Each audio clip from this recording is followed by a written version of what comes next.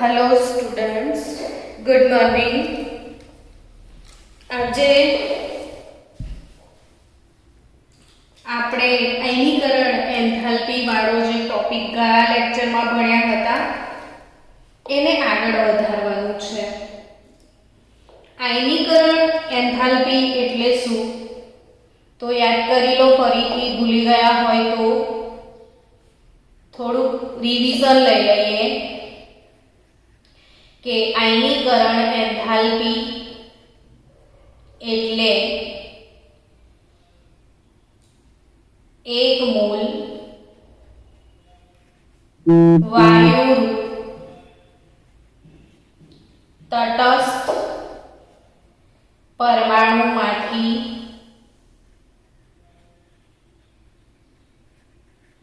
એક mall electron દૂર કરી એક મોલ ધન આયન બનાવવા માટે આપવી પડતી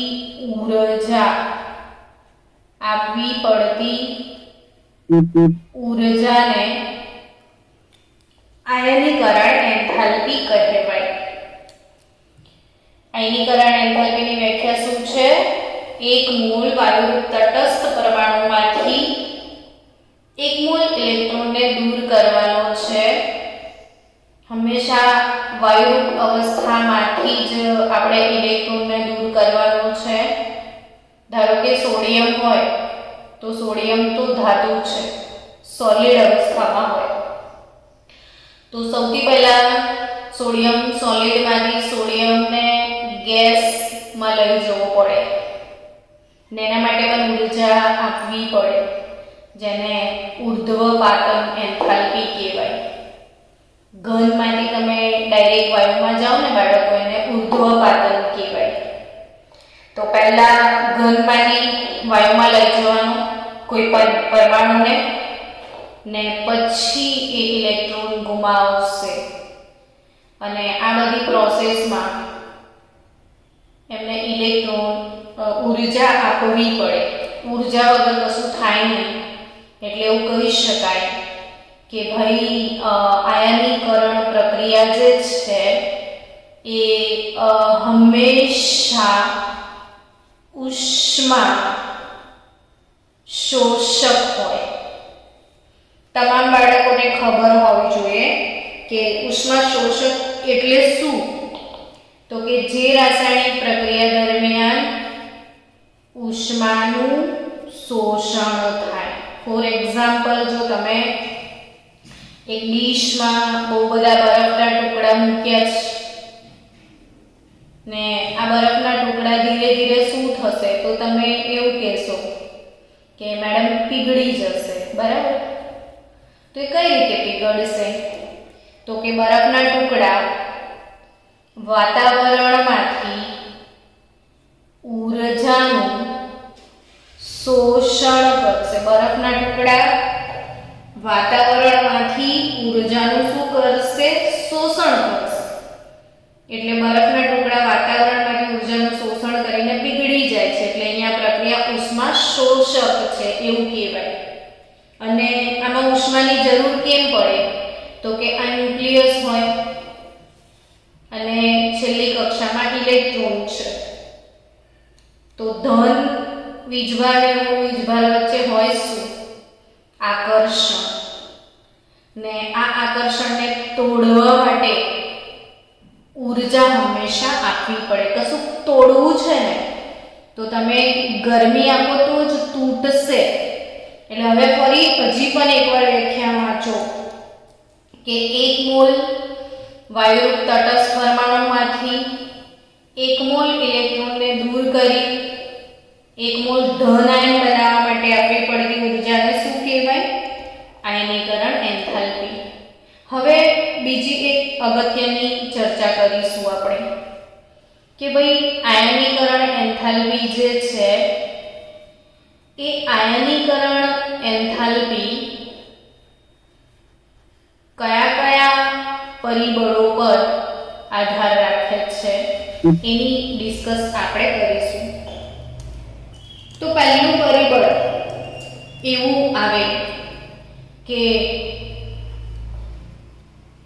પરમાણુની ત્રિજ્યા.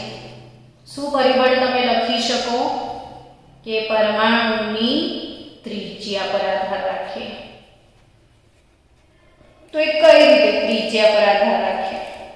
તો કે જો આ એક મોટો પરમાણુ છે જેની ત્રિજ્યા વધારે છે અને બીજો એક નાનો પરમાણુ છે જેની ત્રિજ્યા ઓછી છે.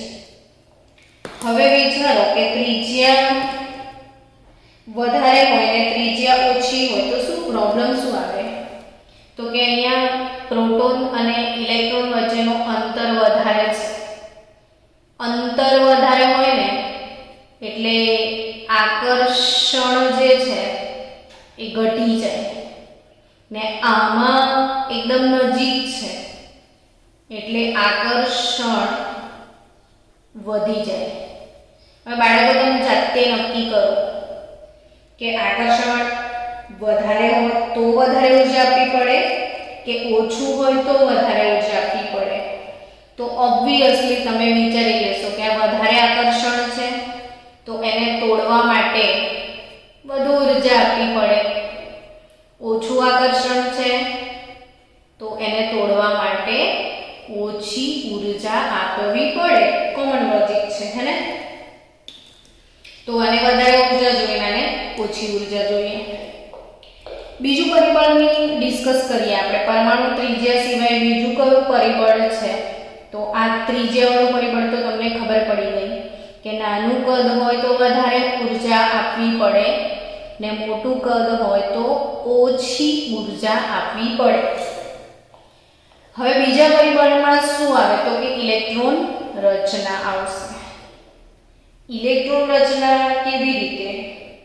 તો કે ઇલેક્ટ્રોન રચનામાં જુઓ, ધારો કે મારી પાસે આ p કક્ષક છે. હવે p કક્ષક તમારી પાસે 3 પેટા પ્રકાર છે એ બધા બાળકોને ખબર છે. p કક્ષકમાં કેટલા પેટા પ્રકાર છે? 3. હવે આ p કક્ષકમાં જે ઇલેક્ટ્રોન છે 3 ઇલેક્ટ્રોન ભરાયેલા છે. તો આને તમે એવું કહેશો કે અર્ધપૂર્ણ, અને 3 ને બદલે అయితే 2 કરીને 6 ઇલેક્ટ્રોન છે તો તમે એવું કહેશો કે પૂર્ણ. હવે આ અર્ધપૂર્ણ ભરાયેલી કક્ષક છે અને આ પૂર્ણ ભરાયેલી કક્ષક છે. તો તમને ખ્યાલ હશે કે કક્ષક જ્યારે અર્ધપૂર્ણ ભરાયેલી હોય અને પૂર્ણ ભરાયેલી હોય ત્યારે એ સ્થાયીતા પ્રાપ્ત કરે છે. શું પ્રાપ્ત કરે બાળકો? સ્થાયીતા પ્રાપ્ત કરે. અને સ્થાયીતા પ્રાપ્ત કરે છે ને એટલે એમાંથી ઇલેક્ટ્રોન સરળતાથી દૂર ના થાય. અને સરળતાથી દૂર ના થાય એટલે વધુ ઉર્જા આપવી પડે. એટલે ખાસ ધ્યાન રાખો કે જ્યારે અર્ધપૂર્ણ ભરાયેલી કક્ષક હશે અને પૂર્ણ ભરાયેલી કક્ષક હશે, જો આવી ઇલેક્ટ્રોન રચના હોય તો ઇલેક્ટ્રોન સરળતાથી દૂર ના થાય એટલે એને વધારે આયનીકરણ ઉર્જા આપવી પડશે. ચલો, એ સિવાય ત્રીજું પરિબળ કયું છે એની ડિસ્કસ કરીશું. તો આપણું ત્રીજું પરિબળ જે છે એ પણ ઇલેક્ટ્રોન રચના જ છે. એમાં શું આવશે ત્રીજા પરિબળમાં? તો કે ત્રીજું પરિબળ બાળકો શું છે? સમજો, ત્રીજું પરિબળ, વેટ ફોર 2 મિનિટ.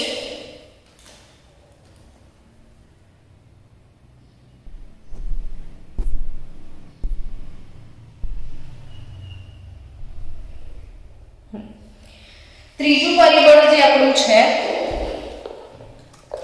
એ ત્રીજું પરિબળ કે ભાઈ સમાન ક્વોન્ટમ આંક હોય, સમાન ક્વોન્ટમ આંક હોય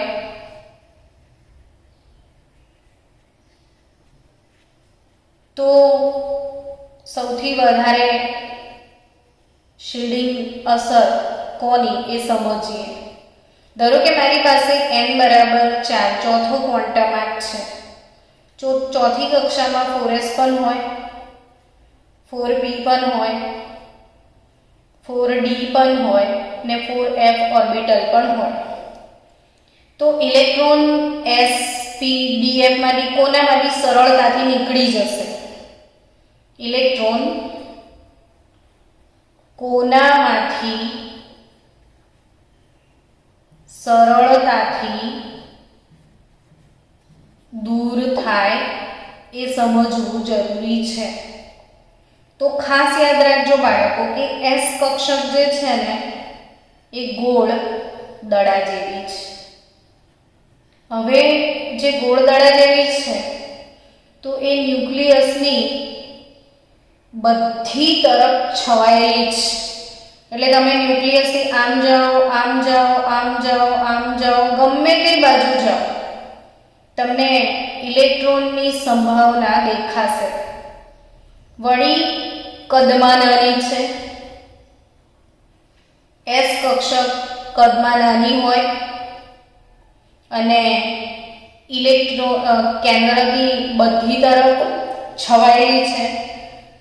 જ્યારે p કક્ષક જે છે એ ડમ્બેલ આકાર છે. એટલે આ ન્યુક્લિયસ છે તો આટલા કોઈ ડમ્બેલ આકારના શેપમાં, ને d તો વળી ડબલ ડમ્બેલ છે. અને f ની વાત કરીએ તો d અને f કક્ષકો કદમાં બહુ મોટી કક્ષકો છે. હવે જે કક્ષકો છે ને કદમાં બહુ મોટી હોય, આ જે કેન્દ્ર છે એની આજુબાજુ 2s કક્ષક છવાયેલી છે. આ 3s કક્ષક, આ 4s કક્ષક, આ 5s કક્ષક. ધારો કે ઇલેક્ટ્રોન અહીં આગળ છે તો આ જો કેન્દ્ર અને ઇલેક્ટ્રોન વચ્ચે આકર્ષણ હોય, પણ વચ્ચે છે ને બીજા બધા કક્ષાના ઇલેક્ટ્રોન પણ વચ્ચે આવી જાય. બરાબર? તો આ કેન્દ્ર અને ઇલેક્ટ્રોન વચ્ચે જે આકર્ષણ બળ છે, સમજો વાતને કે કેન્દ્ર અને ઇલેક્ટ્રોન વચ્ચે જે આકર્ષણ બળ છે ચોખ્ખે ચોખ્ખું, પણ જે અહીંયા જે ઇલેક્ટ્રોન છે, અહીંયા ઇલેક્ટ્રોન છે, અહીંયા ઇલેક્ટ્રોન છે, અહીંયા ઇલેક્ટ્રોન છે, આ બધા ઇલેક્ટ્રોન અને આ ઇલેક્ટ્રોન વચ્ચે અહીં ને અહીં, અહીં અને અહીં, અહીં અને અહીં, આ ઇલેક્ટ્રોન ઇલેક્ટ્રોન ઇલેક્ટ્રોન ઇલેક્ટ્રોન વચ્ચે અપાકર્ષણ બળ પણ હોય છે. બોલો શું કયું બળ હોય છે? અપાકર્ષણ બળ. આ કેન્દ્ર અને આ ઇલેક્ટ્રોન વચ્ચે તો આકર્ષણ બળ હોય જ, ચોખ્ખે ચોખ્ખું આકર્ષણ બળ, જેને Z કહેવાય. આ ધન વીજભાર અને ઇલેક્ટ્રોન વચ્ચે આકર્ષણ બળ છે. કેન્દ્ર અને ઇલેક્ટ્રોન વચ્ચે આકર્ષણ બળ હોય ચોખ્ખે ચોખ્ખું, એને આપણે Z કહીએ છીએ. પરંતુ તકલીફ ક્યાં પડે છે કે અંદરની કક્ષાના ઇલેક્ટ્રોન તથા બાહ્ય કક્ષાના ઇલેક્ટ્રોન વચ્ચે દુશ્મનાવટ ચાલુ થઈ જાય છે, અપાકર્ષણ ચાલુ થાય. અહીંયા બે વચ્ચે ખેંચામ તાણી, આ બંને એકબીજાને ધૂતકાર કરે. આ બિચારા ઇલેક્ટ્રોન અને ન્યુક્લિયસની વચ્ચે બહુ બધા લોકો ભાગ પડાવવા માટે આવી રીતે રેડી હોય છે. એટલે જે આ ચોખ્ખે ચોખ્ખું આકર્ષણ બળ છે એમાં ઘટાડો થાય ને આ અસરને શિલ્ડિંગ અસર અથવા આચ્છાદન અસર અથવા સ્ક્રીનિંગ અસર એવું કહેવાય. સ્ક્રીનિંગ અસર.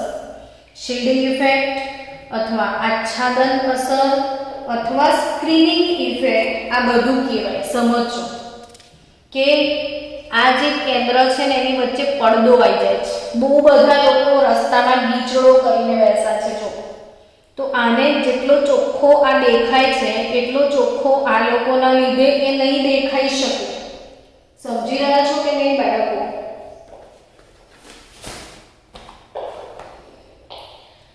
હું શું કહું છું જો સમજો કે આ જે ધન વીજભાર છે અને આ ઇલેક્ટ્રોન વચ્ચે આકર્ષણ હોય, બરાબર? એ ચોખ્ખા આકર્ષણને આપણે ઝેડ કહીએ. પણ એ જે ઝેડ છે એમાં નડે છે શું? તો કે અંદર જે બધા ઇલેક્ટ્રોનો આવે છે એ ઇલેક્ટ્રોનો આને બિચારાને અપાકર્ષણ પણ લગાડે છે. એટલે આકર્ષણ બળની સાથે સાથે શું છે? અપાકર્ષણ બળ. એ જે અપાકર્ષણ બળના કારણે આને જે ફીલ થાય છે અટ્રેક્શન, એમાં ઘટાડો થાય. અને આ અપાકર્ષણવાળી અસરને શિલ્ડિંગ અસર અથવા આચ્છાદન અસર અથવા સ્ક્રીનિંગ અસર સિગ્મા કહેવાય. અને આ ઝેડ માંથી સિગ્મા તમે બાદ કરો, સ્ક્રીનિંગ કોન્સ્ટન્ટ છે સિગ્મા, કે ગણાય હું શીખાડીશ તમને, ને એમાંથી જે વધે એને ઝેડ ઇફેક્ટિવ એટલે કે અસરકારક પરમાણુ ક્રમાંક એવું કહેવાય. અસરકારક પરમાણુ ક્રમાંક અથવા પરમાણુ ભાર.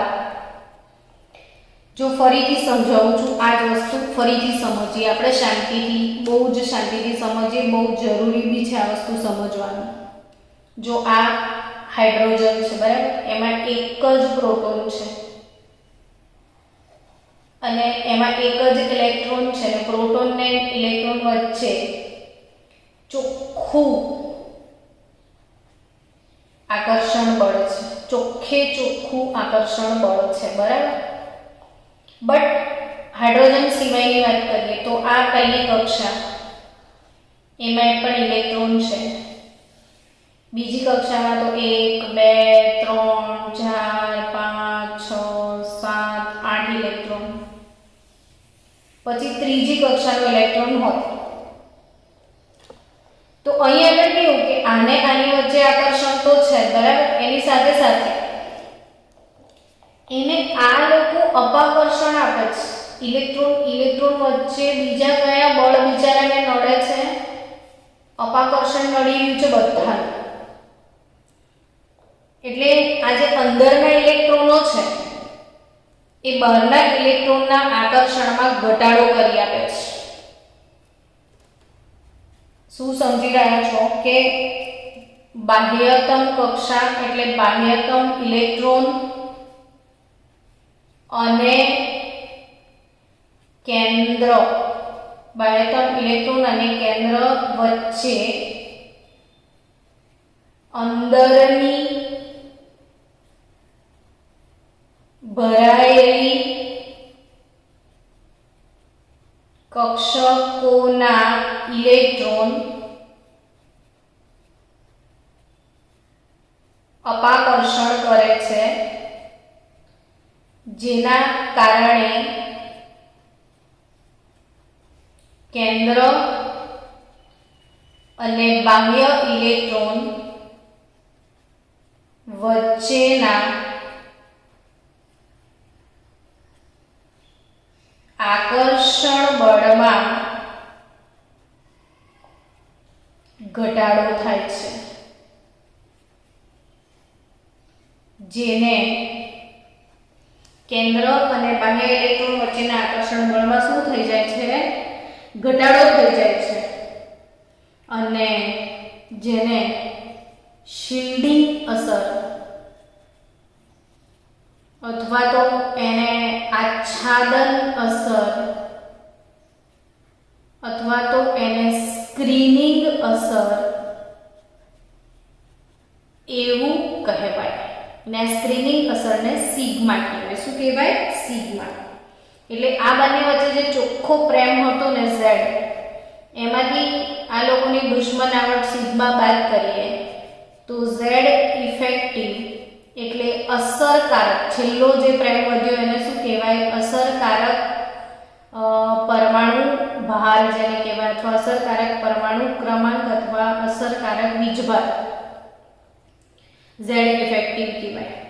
ટૂંકમાં ત્યાં અંદર જે લોકોનો ગીચડો છે એ પડદો જેવું કામ કરે. તમારે બારી પર પડદો ના હોય ત્યારે બહારથી બહુ સરસ પ્રકાશ અંદર આવે, પણ જો તમે પડદો કરી દો તો અંધારું થઈ જાય. એમ આ બેની વચ્ચે આ અંદરના ઇલેક્ટ્રોન પડદો કરી દે છે, જેના કારણે આ બંનેના આકર્ષણ બળમાં શું થાય? ઘટાડો કરે છે. તો એ સમજો કે સૌથી વધારે આચ્છાદન અસરનો જે ક્રમ છે અથવા શિલ્ડિંગ અસરનો ક્રમ છે જે આ પ્રમાણે છે: S greater than P greater than D greater than F. સૌથી વધારે સ્ક્રીનિંગ અસર એ S ઇલેક્ટ્રોન બતાવે છે. સૌથી વધારે સ્ક્રીનિંગ અસર કોણ બતાવે બાળકો? S electron. એટલે જો ઇલેક્ટ્રોન 2s અને 2p માં હોય તો કયા ઇલેક્ટ્રોનને કાઢવા માટે વધારે ઉર્જા જોઈએ? તો કે s વાળા ઇલેક્ટ્રોન માટે વધુ આયનીકરણ ઉર્જા જોઈએ, ને p નો ઇલેક્ટ્રોન હોય તો ઓછી ઉર્જા જોઈએ. આ વસ્તુ સમજજો. એટલે આ કઈ અસર તમે ભણ્યા? સ્ક્રીનિંગ અસર અથવા આચ્છાદન અસર. એની વ્યાખ્યા લખી લેજો કે બાહ્યતમ ઇલેક્ટ્રોન અને કેન્દ્ર વચ્ચે, આ બાહ્યતમ ઇલેક્ટ્રોન અને કેન્દ્ર વચ્ચે અંદરની ભરેલી કક્ષકોના ઇલેક્ટ્રોન અપાકર્ષણ કરે છે, જેને કારણે કેન્દ્ર અને બાહ્યતમ ઇલેક્ટ્રોન વચ્ચે આકર્ષણ બળમાં ઘટાડો થઈ જાય છે, જેને શિલ્ડિંગ અસર અથવા આચ્છાદન અસર અથવા સ્ક્રીનિંગ અસર એવું કહેવાય. એટલે આ સ્ક્રીનિંગ અસરનો ક્રમ સૌથી વધારે સ્ક્રીનિંગ અસર S કક્ષકની હોય. એટલે S ના ઇલેક્ટ્રોનને કાઢવા માટે બહુ મહેનત કરવી પડે. ગોળ દડા જેવી છે એ વધારે આકર્ષણ આપે છે. એટલે હવે આપણે અગત્યની વાત તરફ જઈએ આગળ કે ભાઈ એક જ આવર્તમાં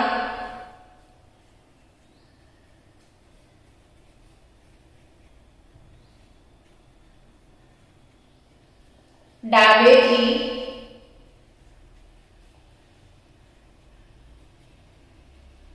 જમણી તરફ જતા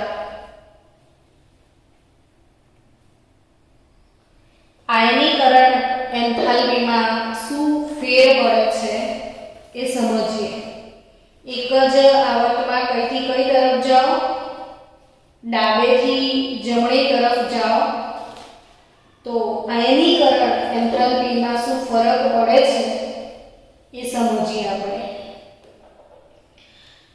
વેટ ફોર 2 મિનિટ, 2 મિનિટ બાળકો વેટ કરો.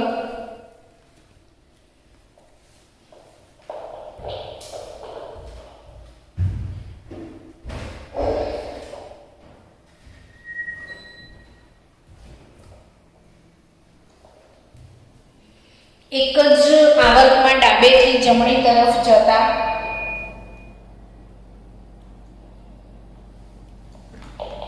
પરમાણુય ત્રિજ્યામાં ઘટાડો થાય છે. તમને બધાને ખ્યાલ છે. આપણે બીજા આવર્તને ડિસ્કસ કરીએ તો લી બે બકરનોફ અને લિથિયમ,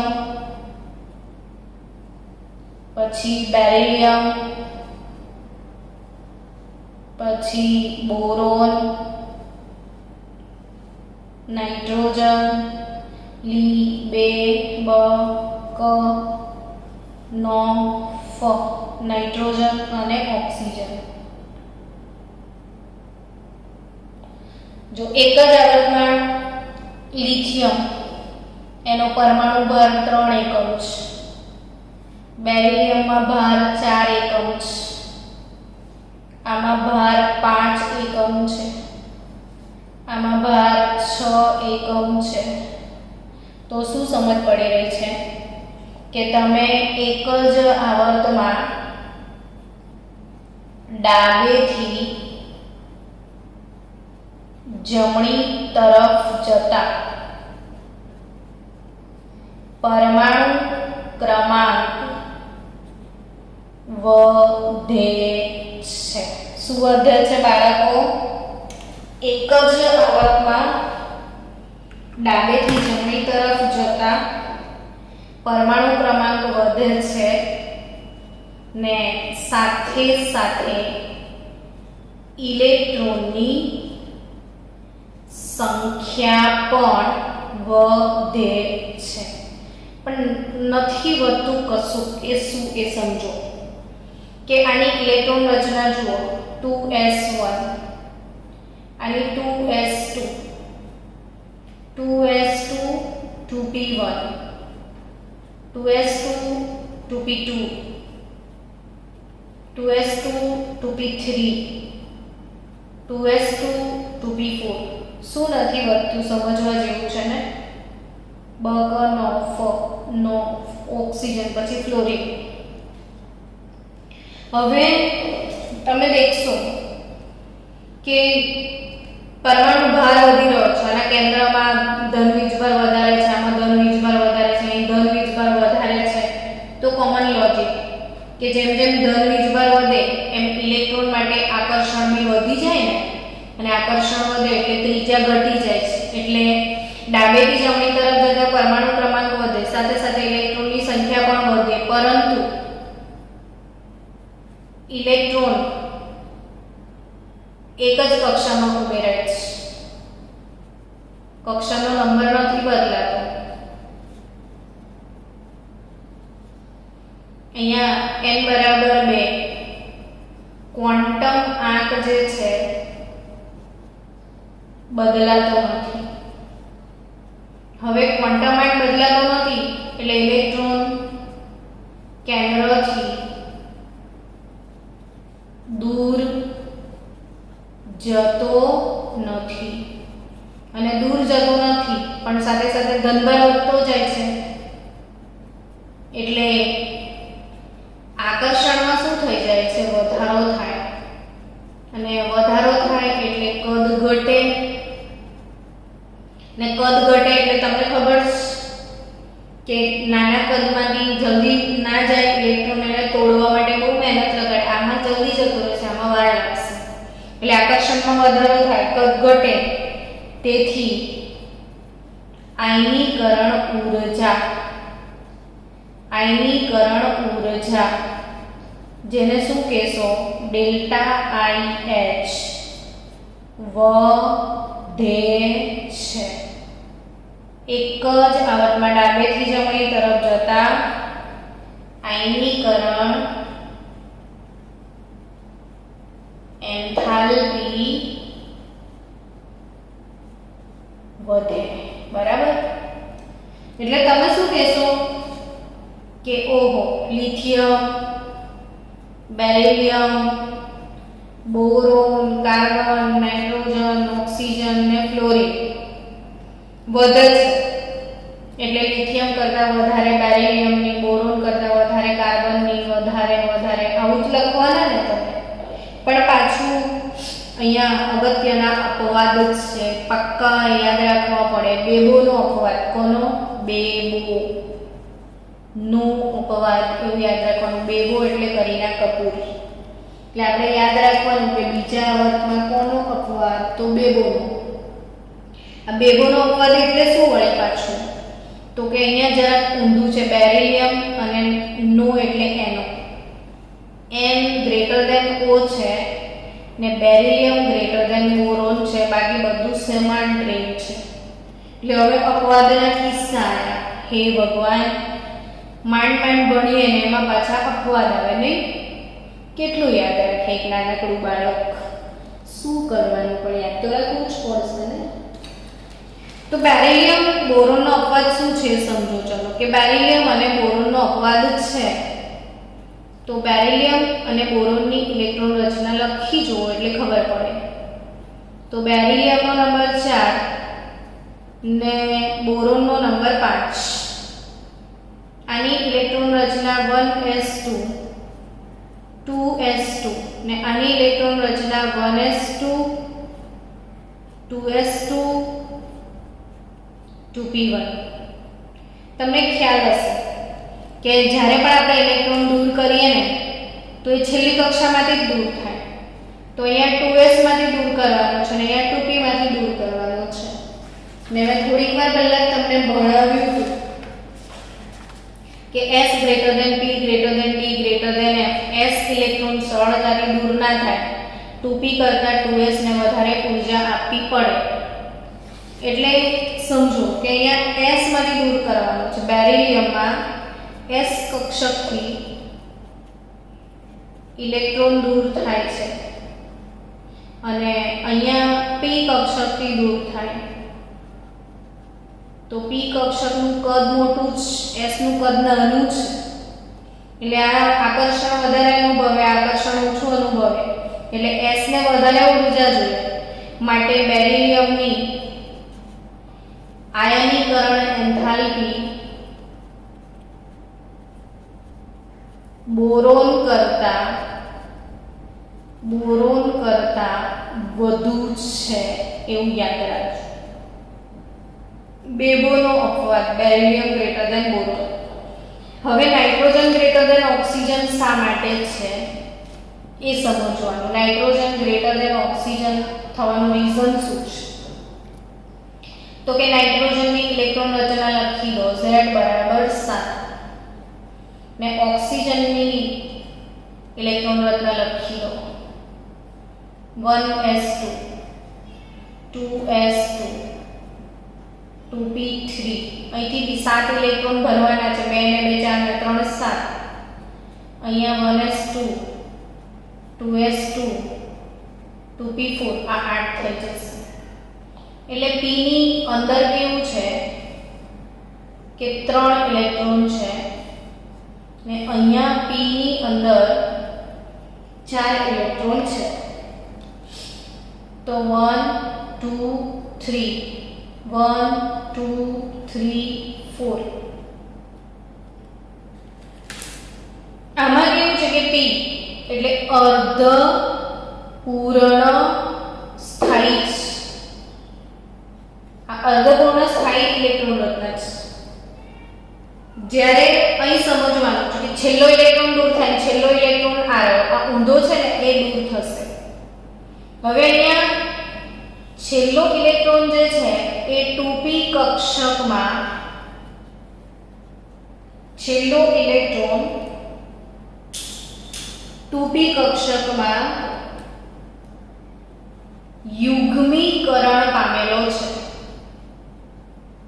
પાછો તમને પ્રશ્ન થાય યુગ્મીકરણ તમારા બાપાને શું જાય મેડમ? તો કે જાય છે આ એક જ કક્ષામાં બે ઇલેક્ટ્રોન બંને પર ઋણ વીજભાર, તો ઋણ વચ્ચે શું થાય? અપાકર્ષણ. એટલે એક વસ્તુ સમજો કે એક કક્ષકમાં બે હોય ને ઇલેક્ટ્રોન, તમને રહેવું ગમે જ નહીં, એકબીજાને લાતો જ મારતા હોય. એટલે આ એમ જ કે છે તું નીકળ તું નીકળ તું નીકળ, અહીંયા મને હેરાન ના કરીશ.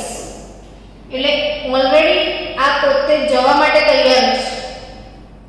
જ્યારે આમાં કેવું છે અર્ધપૂર્ણ સ્થાયી, બહુ જ સરસ સુખી સંસાર છે. શું કામ આગ લગાડવાની?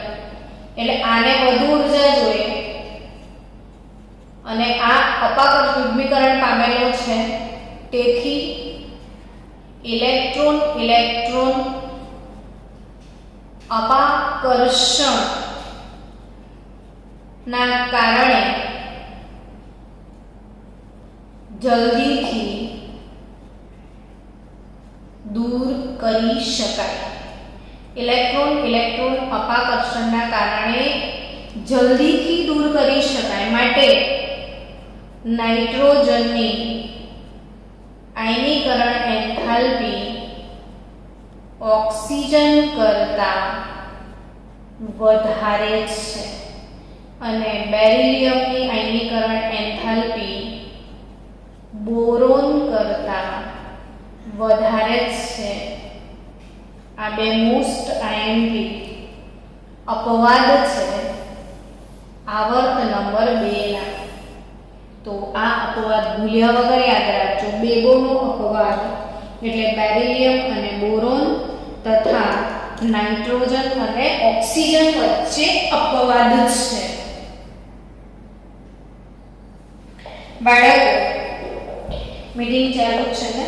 ઓકે, હવે આપણે એક સમૂહની વાત કરી લઈએ કે સમૂહમાં શું તકલીફ પડશે, તો કે સમૂહમાં તકલીફ નહીં પડે, મજા આવશે. તમે એક જ સમૂહમાં ઉપરથી નીચે તરફ આવો તો શું સીન થાય? એક જ સમૂહમાં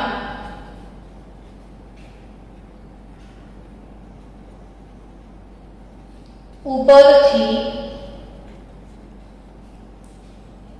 નીચે તરફ જતા એક જ સમૂહમાં ઉપરથી નીચે તરફ જતા શું થાય? તો કે એક જ સમૂહમાં ઉપરથી નીચે તરફ જાઓ તો તમે પહેલો સમૂહ જો લી, ના, કી, રબ, સે, ફરિયાદ, ફ્રેન્ડશિપ રેડિયોએક્ટિવ છે. હવે તમે એક જ સમૂહથી ઉપરથી નીચે તરફ જાઓ ને તો લિથિયમનું કદ બહુ નાનું, સોડિયમનું હજી મોટું, પોટેશિયમ, રૂબિડિયમ, સીઝિયમ. ઉપરથી નીચે તરફ જાઓ એટલે ઇલેક્ટ્રોન નવી કક્ષામાં ઉમેરાય. ઇલેક્ટ્રોન ઉપરથી નીચે તરફ જતા ઇલેક્ટ્રોન નવી કક્ષામાં ઉમેરાય. તમને ઇલેક્ટ્રોન રચના ખ્યાલ જ છે. આમાં 2s1, આમાં 3s1, આમાં 4s1 કક્ષાઓ ઉમેરાતી જાય છે, બદલાતી જાય છે કક્ષા. હવે નવી કક્ષામાં ઉમેરાય ઇલેક્ટ્રોન તો એનાથી શું તકલીફ પડે? તો કે ઇલેક્ટ્રોન કેન્દ્રથી દૂર જાય છે. ઉપરથી અંદર બધી ભરેલી કક્ષકોના ઇલેક્ટ્રોનના લીધે સ્ક્રીનિંગ અસર એટલે આચ્છાદન અસર પણ વધે. પરિણામે ઇલેક્ટ્રોન અને કેન્દ્ર વચ્ચે આકર્ષણ જેવું કંઈ રહેતું જ નથી. એટલે આકર્ષણ શું થાય? ઘટે. ને આકર્ષણ ઘટે એટલે આયનીકરણ એન્થાલ્પી એક જ સમૂહમાં ઉપરથી નીચે તરફ જતા ઘટે. આયનીકરણ એન્થાલ્પી શું થાય? ઘટે. એટલે આખા વર્ડ કોષ્ટકમાં સીઝિયમ જે છે ને મોટા ભાઈ છે. સીઝિયમ એટલે આપણા મોટા ભાઈ ને એમની આયનીકરણ એન્થાલ્પી સૌથી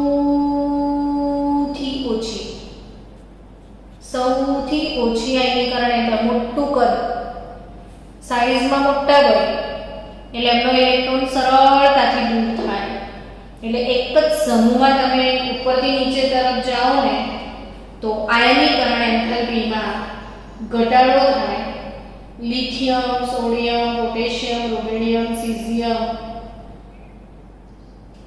લિથિયમની સૌથી વધારે છે, 520 કિલોજૂલ પર મોલ હોય છે લિથિયમની. જ્યારે સોડિયમ 496 કિલોજૂલ પર મોલ હોય છે. પોટેશિયમ 419 કિલોજૂલ પર મોલ છે. રૂબિડિયમ 403 કિલોજૂલ પર મોલ છે અને સીઝિયમ 374 કિલોજૂલ. એટલે સૌથી ઓછી કોની? સીઝિયમની. એટલે હવે શું ભણ્યા તમે કે એક જ આવર્તમાં ડાબેથી જમણી તરફ જાઓ. આવર્તમાં ડાબેથી જમણી તરફ જાઓ તો આયનીકરણ એન્થાલ્પી વધે ને ઉપરથી નીચે તરફ આવો તો આયનીકરણ એન્થાલ્પી ઘટે. કોમન લોજિક છે. તમે આમ વિચારો ને કે તમે આમ આવો તો કદ નાનું થાય છે તો ઘટે, વધે. સોરી, નાનાને વધારે જોઈએ ઉર્જા ને આમ જાઓ છો તો કદ વધે છે તો આયનીકરણ એન્થાલ્પી ઘટશે. એટલે આજે આપણે શું ભણ્યા કે એક જ સમૂહમાં અને એક જ આવર્તમાં આયનીકરણ એન્થાલ્પીમાં શું ફેરફાર થાય છે અને બીજા આવર્તમાં કયા તત્વો વચ્ચે અપવાદ જ છે એ ટોપિક ભણ્યા. મળીએ કાલે આપણે નેક્સ્ટ લેક્ચરમાં ઇલેક્ટ્રોન પ્રાપ્તિ એન્થાલ્પી સાથે.